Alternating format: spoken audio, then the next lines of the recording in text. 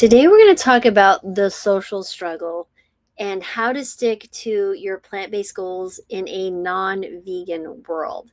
So, hi, my name is Dr. Laurie Marbas. I'm a board certified family and lifestyle medicine physician who's been eating a plant based diet for 13 years. And I have seen thousands of plant based patients, and every single state I have seen a plant based patient because I am licensed in all 50 states. So, let's really talk about deep diving into why is this so hard? And really, let's go back to maybe an event that might sound familiar. So let's imagine that it's like Friday night, right? And you're sitting at a bustling restaurant with your friends, you're having a good time.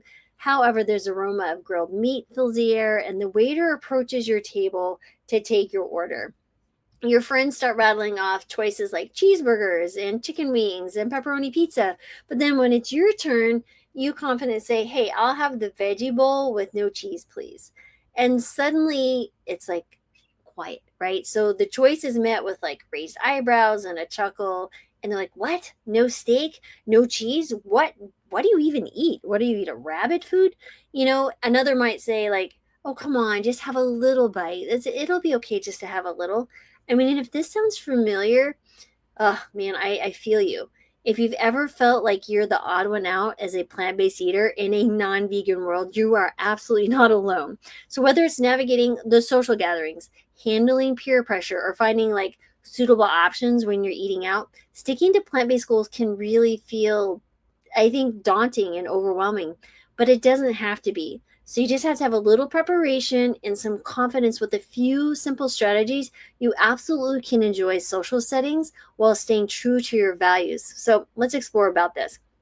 So, number one is really understanding the challenges. So, first of all, there's peer pressure. So, many people view food as central to culture and social bonding. So, when your choices differ from the norm, others may unintentionally challenge them out of curiosity, misunderstanding, or discomfort with change. So, comments like, "Oh, just one bite won't hurt," or "Oh, are you sure you're getting enough protein?" are common, but they can be frustrating. Next is social gatherings, family dinners, potlucks, celebrations. They often revolve around these non vegan dishes. You may find yourself literally staring at a table full of cheese platters, fried chicken, and creamy desserts with literally no clear options. So, worse, honestly, well meaning hosts might unknowingly use butter or chicken broth in dishes that they think are vegan friendly.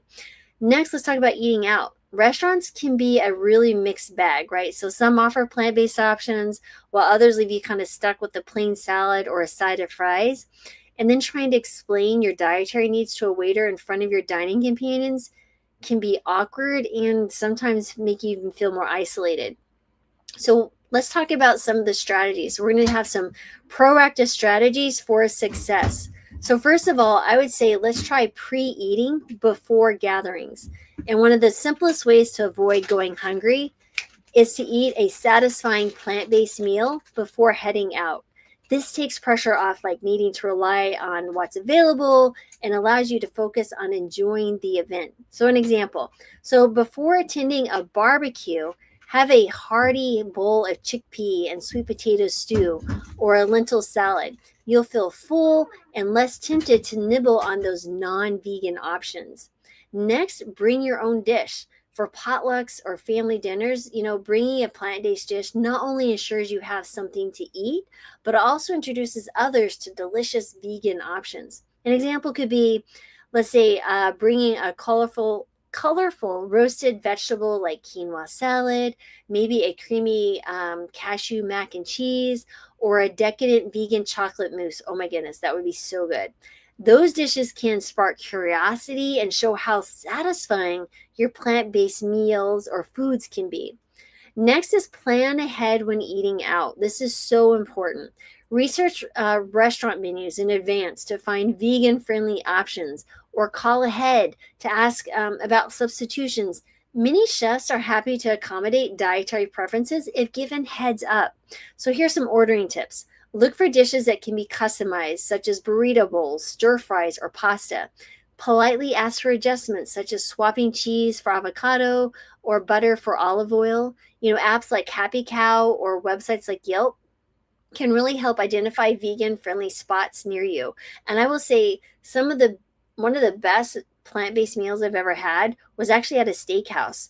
And when I told them that I was vegan, literally because there's steak knives above my head with their names of customers who had eaten large steaks there, but I was kind of isolated in the place where this was literally the only place I could eat.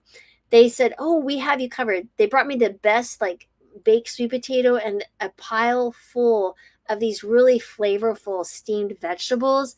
I left there not only feeling satisfied, but really happy with my choices of going there. And it was so fun for them to bring me these different foods and accommodate someone. So it was like very different for them. So it was actually kind of a fun experience. Next is you really want to confidently communicate your goals, right? So, confidence is your best ally when discussing your plant based lifestyle. So, a positive, non judgmental tone goes a really long way in reducing resistance and building understanding. So, examples of responses to "don't you miss cheese?" You just say, not really. There's so many amazing plant based cheeses now. You could try some if you like. They're absolutely delicious. Or to "why are you vegan?" And all you have to say is, you know what, I feel great eating this way, and I love knowing it's good for the planet and animals too. So just be prepared with simple, upbeat answers that help kind of deflect the negative comments and keeps the conversation lighthearted. And if they make a statement, not just a question, maybe they give you their opinion about something like, "Oh, well, vegans are weak and stuff." And you're like, "Oh, is that so?" That's all you have to say. And you could even almost go as far as saying, maybe, maybe not. You just like, "Is that so?" Leave it at that. What are they going to say to that? They're going to try to escalate it. Every time they escalate it, you just say, "Is that so?" Okay, is that so? Leave it and then walk away. It is not worth your energy, I promise. Number 3 is really navigating peer pressure with grace, right?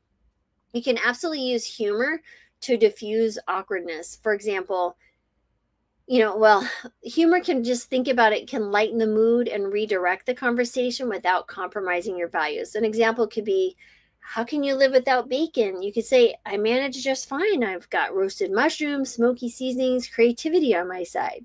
Right? And so they may keep going. They may make a comment, but the moment they make a comment, he's like, "Is that so? Maybe, maybe not. I don't know." You can always just end it like that. You don't have to win this argument. I promise. You'll feel better, and it'll leave them in a state of like, well, that's no fun. It's like the little brother trying to irritate the older sibling. But if you don't feed their energy, they'll stop. Next is just set boundaries politely, right? So if your humor doesn't work, it's okay to set clear boundaries. Just like, "Hey, I appreciate your curiosity, but I'd rather focus on enjoying this meal with everyone right now." Next is shift the focus to common ground. So maybe find shared values like health or the environment to connect to others. So, for example, it's great how eating more plants can lower cholesterol and help the planet. Have you ever tried lentil tacos? They are amazing.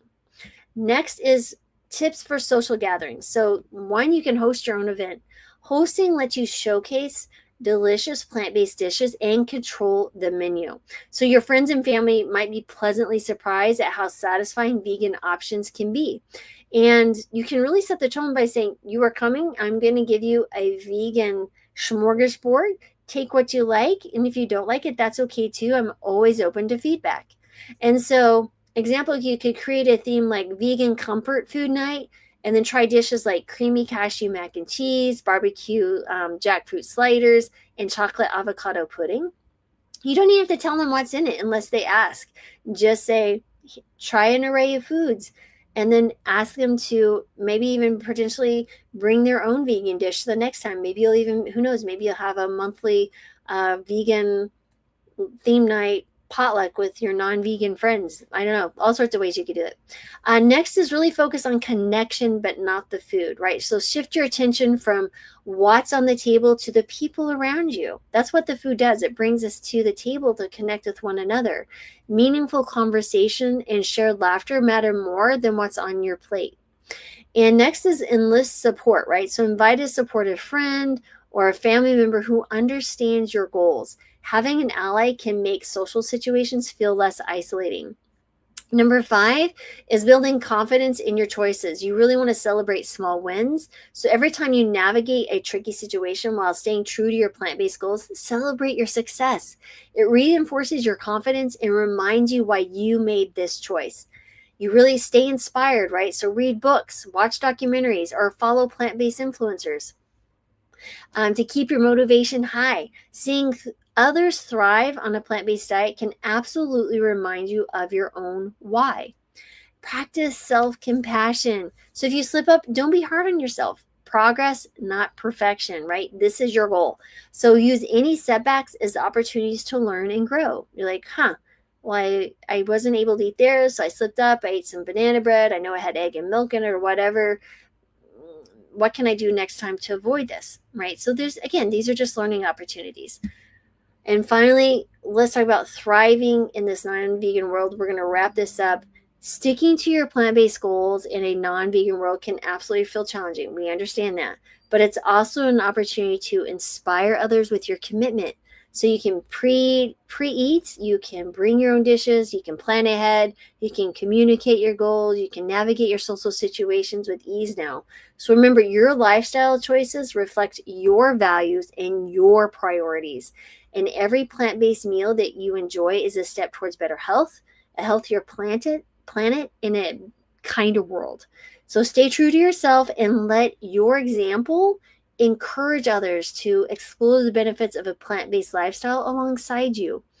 And I guarantee you, if you come to them with kindness, you will get more kindness back. If they bring you some antagonism, the more you feed into that negative energy, the more of it you're going to get back. You diffuse it with kindness. I swear it works in so many areas of your life, and this one is a big one. So if you like what you've heard and you're looking for your community, check out the Healing Kitchen. The link is below. I run this with Brittany Giroudi. We just opened up our community. You can talk 24/7 to each other. We go live weekly for an hour. Brittany cooks 2 delicious recipes. I answer all medical questions. And then we have specialized workshops, in-depth workshops with an in-depth ebook with typically a protocol on different subjects like osteoporosis, menopause, cholesterol. We're going to be doing some on hypertension, sleep, diabetes, habit formation, all these things to help you navigate this world and get healthier. We focus on practical solutions and really overcoming problems that people are struggling with. We highlight the issues with the plant-based diet so you can overcome them and keep going. And the more we understand that there's going to be some tweaks to the diet, like let's say you've been doing well and need a little tweaking with your cholesterol. I have just recently some amazing report. For example, based on my cholesterol lowering protocol, let me share with you this patient, not even a patient, was a person in my Facebook group. Dr. Marbas, I've been on your cholesterol lowering protocol for 2 months. During the time we had a death in our family and we're out of town for 2 weeks, I wasn't able to take the protocol during that time. However, upon getting my cholesterol checked last week, my LDL was 53, HDL was 84, triglycerides are 54. I've never had an issue with HDL triglycerides. My LDL has never been that low and was often slightly over 100. Thank you so much for your podcast and this information. This is just a small sliver of what you'll get in the Healing Kitchen. And this month only, we're keeping the price where it is, but we will absolutely be increasing the price next year. So if you really want to join, you want to check us out, have access to all the past year and a half of the workshops and the recipes and all the recordings, and have an amazing community that you can feel safe. There's no explaining why you're making this choice to enjoy plant-based foods.